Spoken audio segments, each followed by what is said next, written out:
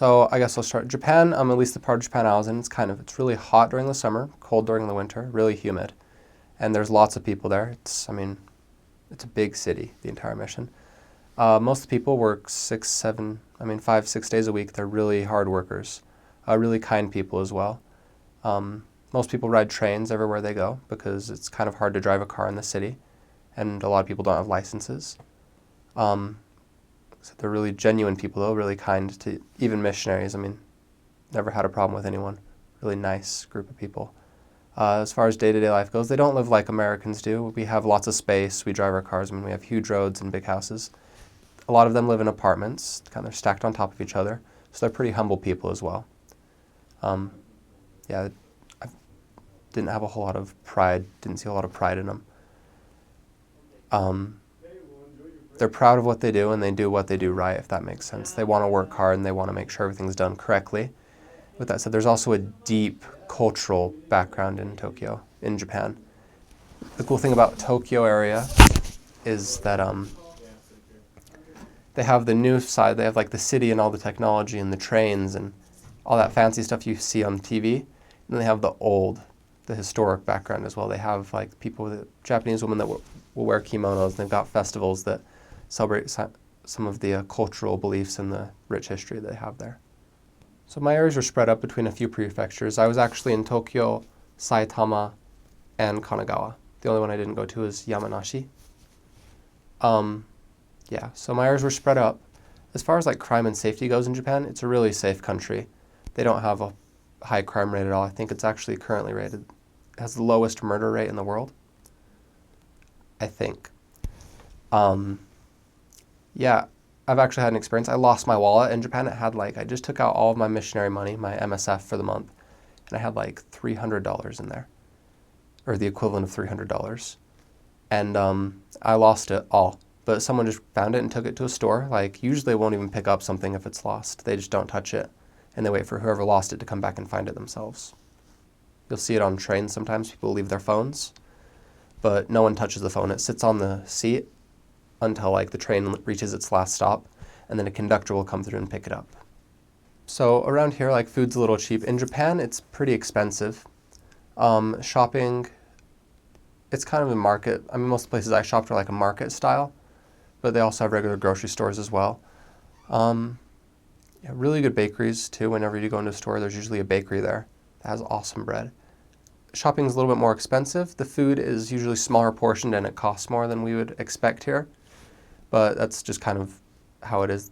Really healthy people over there. Cool places to see. There's a lot of cool places to see in Japan. I think a big one is Mount Fuji. And then, a lot of people go to like Kyoto and stuff like that, but I actually like, I'm drawing a blank right now. Give me a minute. Enoshima. It's a little island that's in the Kanagawa prefecture. And then really close to it, there's a place called Kamakura, which is the old capital of Japan. Really cool places to see if you ever get a chance to tour around there. They have a rainy season, typhoon season, lots of water, lots of rain.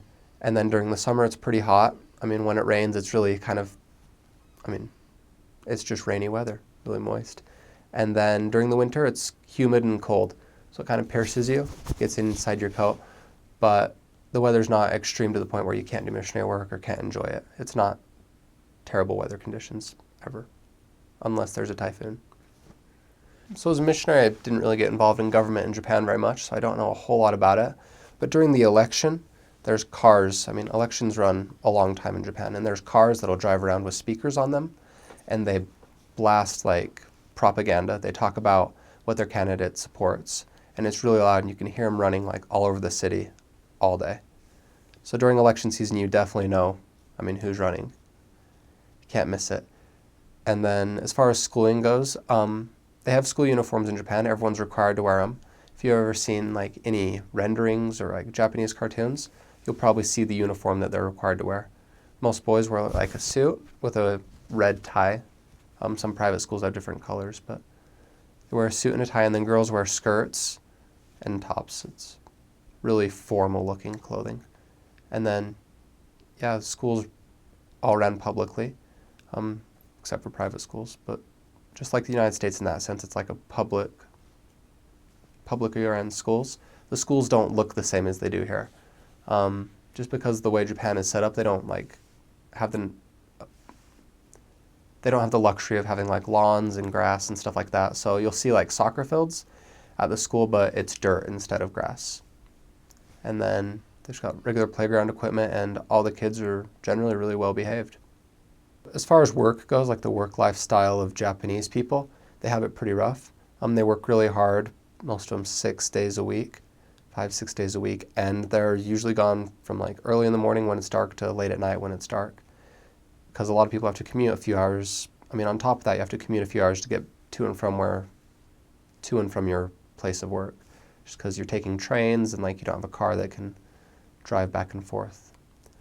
So they work really hard, and it strains some people. And the cool thing is, as a missionary, you can see how that, like, the gospel can help relieve stress on people, even when they're working that intense. I mean, that much. So they use the N in Japan, and the easiest way to think about it is like if you picture a penny, it'd be like saying, this candy bar costs 120 pennies. Costs 120 yen. Costs 120 yen. So everything's like kind of in the N system, or the penny system, and most of their money is coin, not Tinder. It's not cash. So the main bills you'll use is like 1,000 yen, 5,000 yen, and 10,000 yen. Yeah, and that's like the equivalent to a $100 bill, $50 bill, $10 bill. And they also have like 2,000 yen, which is like a $20 bill, but you don't see those a whole lot. You deal mostly in coins.